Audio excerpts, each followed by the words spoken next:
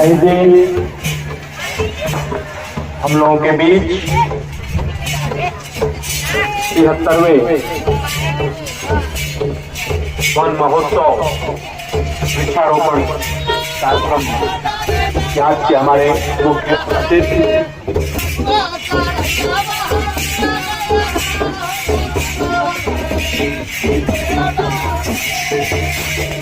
One महोत्सव अवसर पर और भगवान सूर्यदेव ने उनके आगमन से पहले अपनी दिव्य स्वागत इस वन महोत्सव के अवसर पर ये आत्मीय लगाव माननीय विधायक जी का है।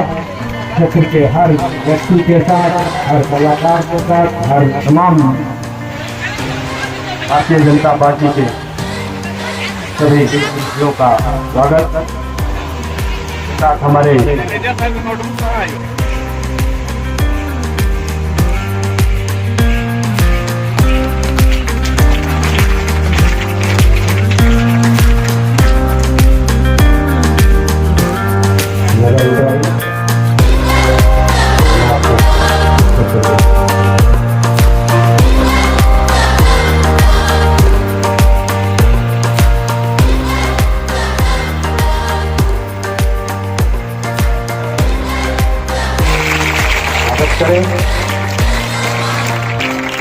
डीएफओ उत्तरी वन प्रमंडल श्री दिलीप कुमार यादव सर जी, डीएफओ दक्षिणी श्री सतीश कुमार सर से निवेदन होगा कि माननीय मुख्य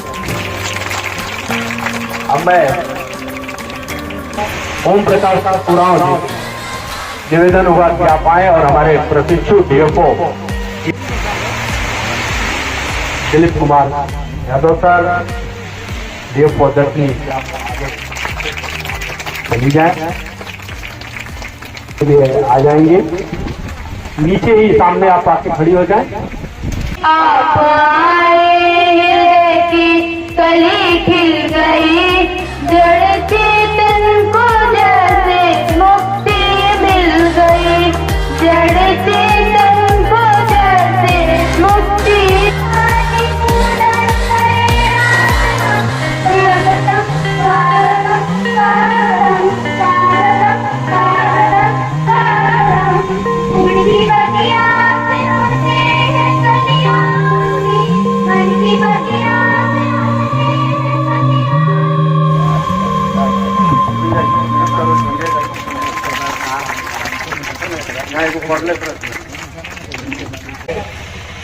सर्वप्रथम हम स्वागत करते हैं तुलसी दामर के इस पावन वन भूमि पर 73वां वन महोत्सव के आयोजन के अवसर पर उपस्थित हमारे मुख्य अतिथि माननीय विधायक रघुनाथपुर विधानसभा क्षेत्र श्री भानु प्रताप शाही जी का, जिन्होंने हमारे 73वें वन महोत्सव के प्रतीक्षित कार्यक्रम को अपना बहुमूल्य समय देकर हमें कृतार्थ किया।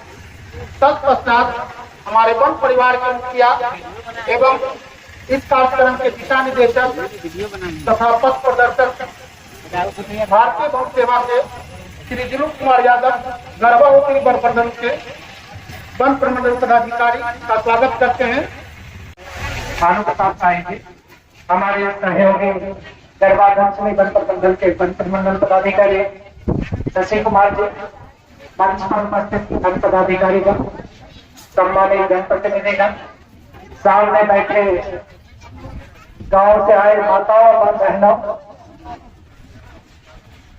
अतिथिगण, मीडिया एवं इलेक्ट्रॉनिक एवं प्रिंट मीडिया के बंधुगण, छात्र एवं छात्राओं, आज हम वन महोत्सव बना रहे हैं।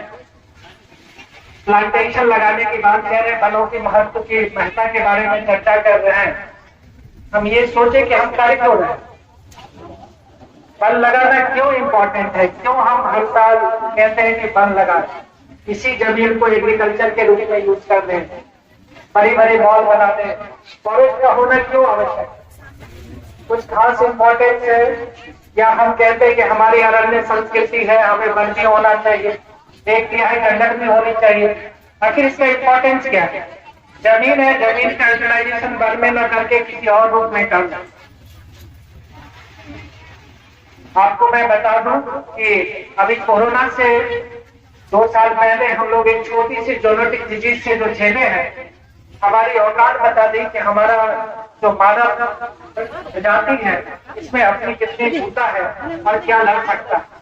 100 साल पहले ऐसे ही अफ्रीका में एक वायरस आया था जो हम लोग HIV के नाम से जानते हैं। लोगों ने बोला था कि छोटी सी जोनेटिक डिजीज है और उसका हम लोग प्रहार झेल रहे हैं कि इतना व्यापक है। कोरोना ने उसी तरह हमको दिखा दिया कि एक छोटी सी जोनेटिक डिजीज और हम कितने विकासशील हो गए हैं कि हम उससे भी लड़ नहीं पा रहे। आपको एक उदाहरण के तौर पे बता दे रहे हैं कि हम वन महोत्सव क्यों मना रहे हैं। एक मेढक को पानी में रख देंगे और पानी गर्म होगा तो मेढक तरफ के भाग जाएगा और जब उबलता हुआ पानी रहेगा मेढक को डालेगा, मेढक भाग जाएगा। लेकिन पानी को नॉर्मल रख के मेढक को डाल दीजिए और पानी को धीरे धीरे गर्म रखें, वो धीरे धीरे एडॉप्ट होते रहेगा और मेढक एडॉप्ट होते रहेगा और एक वक्त ऐसा आएगा कि उसे पता भी नहीं चलेगा वो खत्म हो गया। हमारी जो सभ्यता है अब धीरे धीरे बॉयल हो रहा है क्लाइमेट चेंज के रूप में, और आने वाली जो हमारी पीढ़ी है वही गर्म में मर जाएगा और पता भी नहीं चलेगा कि हम कैसे वातावरण और कैसे एनवायरमेंट छोड़ के जा रहे हैं। वही हालत आज जो हम बना के रखते हैं वही बनता महत्व। उस पानी से बचना है जो धीरे धीरे गर्म हो रही है। जो वातावरण धीरे धीरे गर्म हो रहा है इसकी एक उदाहरण यहाँ के महिलाएं या बुजुर्ग जानते हैं कि जब कहा जाता था कृष्ण पक्ष होती थी, नक्षत्र होता था, कान्हा नक्षत्र, ये नक्षत्र, तो हमारे यहाँ कहता अगर शनिवार को अगर बारिश चालू हो गई तो एक सप्ताह झिम करके बारिश होती थी। आज वो बारिश नहीं हो रही। बारिश उतना ही होता है। आज से 20 साल पहले जो था अगर क्वांटिटी वाइज देखा जाए उतना ही बारिश। इस पे गर्व करते हैं कि ह्यूमन जो प्रजाति है इस पृथ्वी पे सबसे बुद्धिमान है, उसको हम अपने आप खत्म करते जा रहे हैं। ये वन को बचाव है, वन बचाएंगे तो जमीन बचेगा और पानी बचेगा। उदाहरण के तौर पे और एक बताता हूँ कि आपके गांव में जब हमारे बुजुर्ग होते थे तो तालाब खोद देते थे। मंदिर के सामने तालाब बना दिए, डोभा बना दिए। 1 हेक्टेयर का तालाब लगभग 2.5 से 3 करोड़ लीटर पानी को स्टोरेज करता है। वो पानी धीरे धीरे नीचे आपके ग्राउंड वाटर को रिचार्ज करता था। आपके चापाकल में सालों भर पानी रहता था। आपने उस तालाब को हत्या कर दी, अतिक्रमण के नाम पे किसी ने विकास कर दिया। गांव में पहले 3 तालाब होता था और 500 परिवार होते थे। 3000 की पॉपुलेशन को 3 तालाब, एक तो सरफेस वाटर से देता था, नीचे ग्राउंड करता था तो आपको सालों भर पानी भर देता था पानी पीने के लिए। तो हमने उसकी भी हत्या की।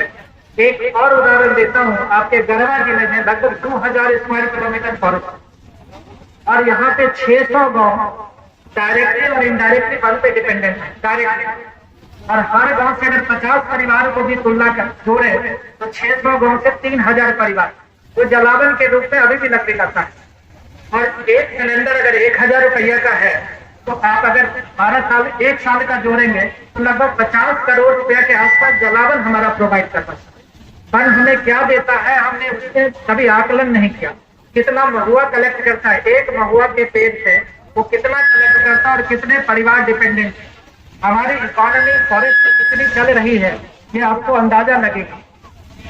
दूसरी बात यह है कि जो फॉरेस्ट एक इरोजन को, एक मिट्टी को बनने में बहुत साल लगता है और आपको पता है कि जिसका जमीन फॉरेस्ट के जस्ट बाद है, अगर फॉरेस्ट में बहुत बढ़िया डाइवर्सिटी है तो उसके जमीन बहुत उपजाऊ होते हैं, उसके चावल और धान और गेहूं न्यूट्रिशियस होते हैं।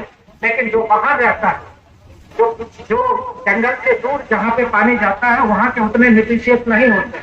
तो वन आपके जीवन के लिए, आपकी संस्कृति के लिए और आपके आने वाले भविष्य के लिए जरूरी है कि आप अपने लिए नहीं बचा रहे हैं। अगर आपने बच्चा पैदा किया है तो उसके लिए जंगल बचाना जरूरी है। दूसरी बात यह है कि हमारे बनकर में बहुत कम है। हमारा 2000 स्क्वायर किलोमीटर है। एक आकलन है कि एक फॉरेस्ट मिनिमम 50 लाख रुपए का पर हेक्टेयर जो है एस्थेटिक वैल्यू, जो आपको वन देखने में थोड़ा खुशी भी मिलता है, हाइड्रोलॉजिकल वैल्यू। अगर 50 लाख रुपए पर हेक्टेयर मानते हैं तो गढ़वा जिला का जो टोटल आपका जंगल का संपदा है लगभग 1 लाख करोड़ रुपए का। 1 लाख करोड़ रुपए का संपदा आपके गढ़वा जिला में वन के रूप में है। और हमारे पास टोटल गढ़वा जिला में 70 या 80 या 100 वनकर्मी है। एक वनकर्मी जो सुरक्षा कर रहा है, कम से कम 100 करोड़ रुपया उसकी जिम्मेदारी है। वो अकेला नहीं कर सकता, वो आपके लिए काम कर रहा है। ये वन होना आपकी जिम्मेदारी है, बचाना। हम लोग आपको सहयोग करेंगे। उसमें जो अगर कोई बदमाशी करता है, जो संपदा को नष्ट कर रहा है, उसको हम लोग, जो हमारी विधि सम्मत कार्रवाई होती है, हम उसको रोकने की काम करते हैं। एक लास्ट और आखिरी बात कहना चाहता हूं कि हमारे डीएफओ साहब ने, गढ़वा साउथ के डीएफओ साहब ने बोले हैं कि मुख्यमंत्री जन वन योजना के तहत वन को लगाने के लिए वन विभाग के साथ साथ आम आदमी भी अपना खेतों में पेड़ लगा सकते हैं। तो आप लोग सरकार की जो योजनाएं हैं उसको आप जरूर उपयोग में लाए और वनों को जितना बचा सकते हैं आप उसको बचाएं।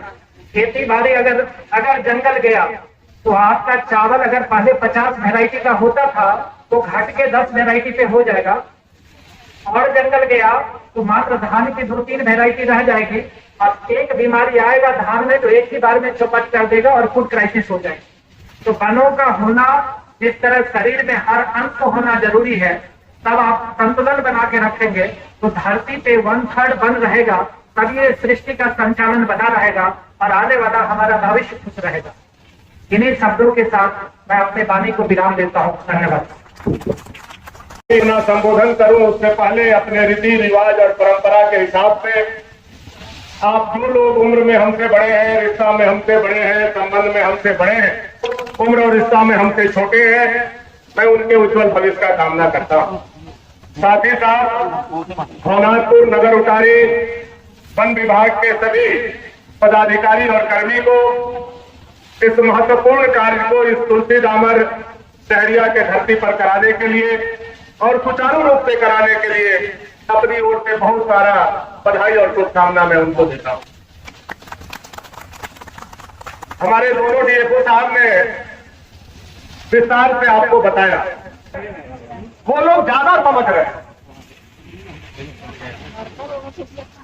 किताब की बातें बहुत कुछ होती है, किताब के महत्व के लिए वन क्यों आवश्यक, हम इस पर कार्य नहीं करेंगे तो यह वन महोत्सव का कोई भी मतलब नहीं निकले।